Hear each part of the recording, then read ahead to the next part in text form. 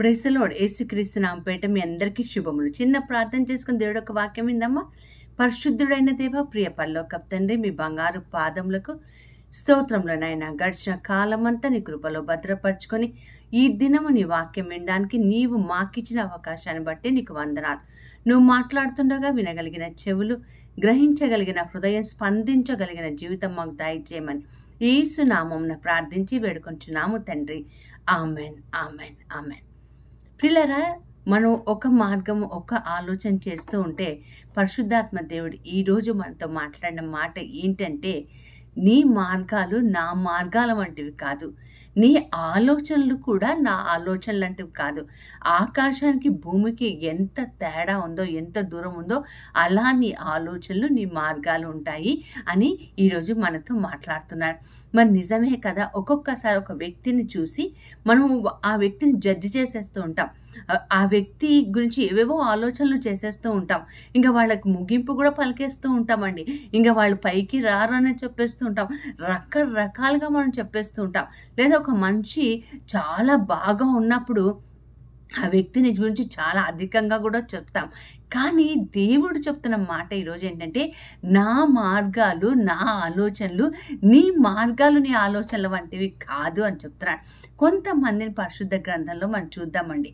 దేవుడు ఎన్నిక చేసుకున్న మనుషులని ఎక్కడ నుండి ఆయన లేవనెత్తుతాడు, ఎలా లేవనెత్తుతాడు, ఆయన ఆలోచనలో వాళ్ళు ఏ స్థాయిలో ఉన్నారో మనం ఈరోజు తెలుసుకోవడానికి ప్రయత్నం చేద్దాం. అంతేకాకుండా ఈరోజు పరిశుద్ధాత్మ దేవుడు ఒక మాట నాకు జ్ఞాపకం చేశాడు. There is no saint without a past కదండి. గత చరిత్ర లేకుండా ఎవరు పునీతులు లేరు. చాలామంది కూడా ఒకప్పటి పాపి తర్వాత పరిశుద్ధంగా మారుతూ ఉంటారు. మనం చూద్దామండి. అపోస్తుల కార్యాలు 9వ అధ్యాయం మీకు ఒక కథలాగా చెప్తాను. అపోస్తుల కార్యాలు 9వ అధ్యాయంలో ఏముంటుందంటే, మనం చూస్తే ఇతని పేరు సౌలు అని రాయబడింది. స్పీడ్గా గుర్రం పైన వెళ్ళిపోతున్నాడు, దమాస్కుకు వెళ్ళిపోతున్నాడు. ఎందుకంటే యేసుని నమ్ముకున్న వాళ్ళని రంపపు కోత కోయడానికి, ఊచ కోత కోయడానికి, లేదా మన భాషలో చెప్పాలంటే చంపేయడానికి వెళ్తున్నాడు. చాలా స్పీడ్గా వెళ్తున్నాడు. ఆ స్పీడ్ దేనికి సాదృశ్యం అంటే, ఆయన గర్వానికి, ఆయన అహంకారానికి, ఆయనకి తన మీద తనకున్న నమ్మకానికి సాదృశ్యంగా ఉంది. ఒక్కొక్కసారి మనలో కూడా కోపాలు, ఆవేశాలు ఉంటే స్పీడ్గా మాట్లాడేస్తుంటాం, స్పీడ్గా పనులు చేసేస్తుంటాం. అలా వెళ్తున్న సడవులుగా గుర్రం నుంచి పడ్డాడంటండి. పడిన తర్వాత ఏం జరిగిందంటే, కళ్ళు తెరిచే ఉన్నాయి కానీ ఆయనకేమి కనిపించటం లేదు. అక్కడ అననీయ అన్న ప్రవక్తని దేవుడు పిలిచి అదిగో అక్కడ సౌలు అన్నవాడు పడ్డున్నాడు, వాడికి వెళ్ళి చెప్పు, నా మాటగా చెప్పు, అతన్ని నేను వాడుకోబోతున్నాను. వెంటనే అనన్య ప్రవక్త ఏమన్నాడో తెలుసా? ఆయనకున్న అనుభవాలు కావచ్చు, ఆయన గురించి, సౌలు గురించి తెలిసిన చరిత్ర కావచ్చు, సౌలు ఉన్న జీవిత విధానం కావచ్చు, లైఫ్ స్టైల్ కావచ్చు, అన్నీ కూడా మేళవించి ఆయన చెప్తున్నాడు, అయ్యా నీకు తెలుసు కదా, లేదా నీకు తెలియదా? ఆయన ఎవరో కాదు, క్రీస్తు బిడ్డలని చంపుతున్న వ్యక్తి. మనుషుల ఆలోచనలో సౌలు కిరాతకుడు, హంతకుడు, దూషకుడు, హానికరుడు. కానీ దేవుడి దృష్టిలో అతడు పునీతుడు. క్రీస్తు కొరకు మరణిస్తాడు, క్రీస్తు కొరకు బ్రతుకుతాడు. బ్రతుకుట క్రీస్తు కొరకే, చావైతే క్రీస్తు మేలే అని చెప్పేవాడు. తల క్రిందుల వేలాడడానికి వెనకాడని వాడు, క్రీస్తు కోసం ప్రాణం పెట్టేవాడు. ఇవన్నీ ఆలోచనలు దేవుడిలో ఉన్నాయి పౌలు పట్ల. ప్రియులారా, ఈరోజు నిన్ను ఒక తాగుబోతుగానో, ఒక తిరుగుబోతుగానో, లేదా ఒక పేద బిడ్డగానో, లేదా ఎల్లప్పుడు చేయి చాచి అడుక్కు తినే వ్యక్తిగానో నిన్ను చూస్తున్నారేమో. దేవుడు ఆలోచనలో నువ్వు ఏ విధంగా ఉన్నావో తెలుసా? ఈరోజు దేవుడు నిన్ను ఉన్నతంగా లేపడానికి. అందుకన్నాడు, మనుషుల ఆలోచనలు, మనుషుల మార్గాలు నా మార్గాల వంటివి కాదు, నా మార్గాల వంటివి కాదు.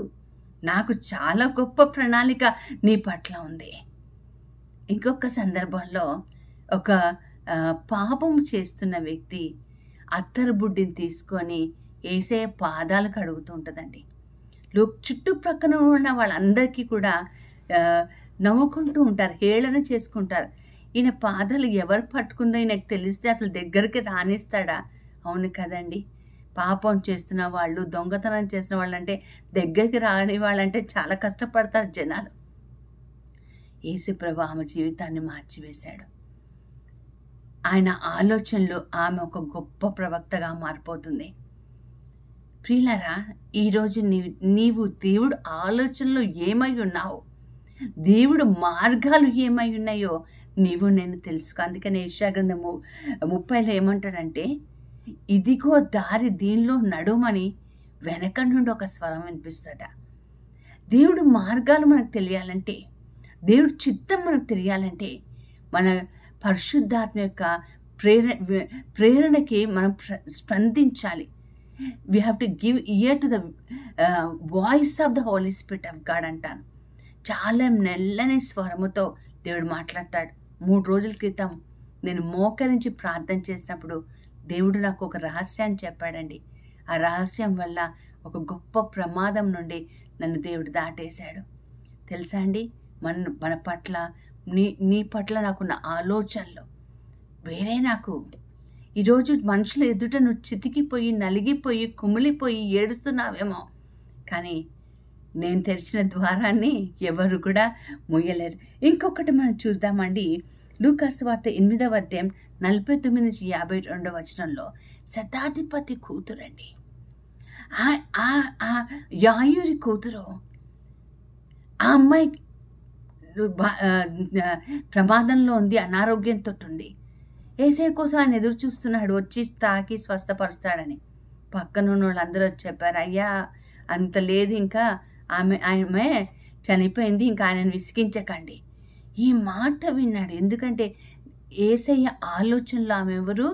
బ్రతికి ఉన్న వ్యక్తి, మనుషుల ఆలోచనలో చచ్చిపోయిన వ్యక్తి. కనిపిస్తుంది చనిపోయినట్టు, అయినా కూడా దేవుడు అంటాడు, నా ఆలోచనలో నా మార్గాలు చాలా వేరే. ఈరోజు ప్రియులారా, ఈరోజు దేవుడు ఆలోచనలో నువ్వు ఏమై ఉన్నావో తెలుసుకోవడానికి ప్రయత్నం చేద్దామా? దేవుడు అలాంటి కృప మనకు దయచేయాలని మోకరించి, ప్రభా నీ మార్గాలు నాకు చూపించు ప్రభా, నీ ఆలోచనలు నాకు దయచే ప్రభా. ఒక్కొక్కసారి నా ఆలోచన పరిపరి విధాలు ఇటు అటు వెళ్ళిపోతూ ఉంటుంది ప్రభా.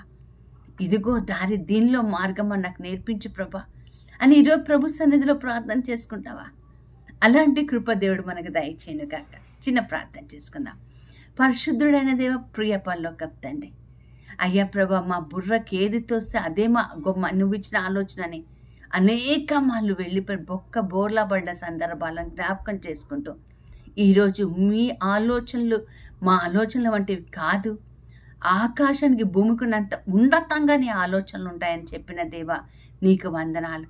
నీ ఆలోచనలో, నీ మార్గాల్లో మమ్మల్ని నడిపించమని, తుది శ్వాస వరకు నీ మార్గంలోనే మేము నడిచే కృపను దయచేయమని యేసు నామమున ప్రార్థించి వేడుకొంచున్నాను తండ్రి. Amen, amen, amen. God bless you all.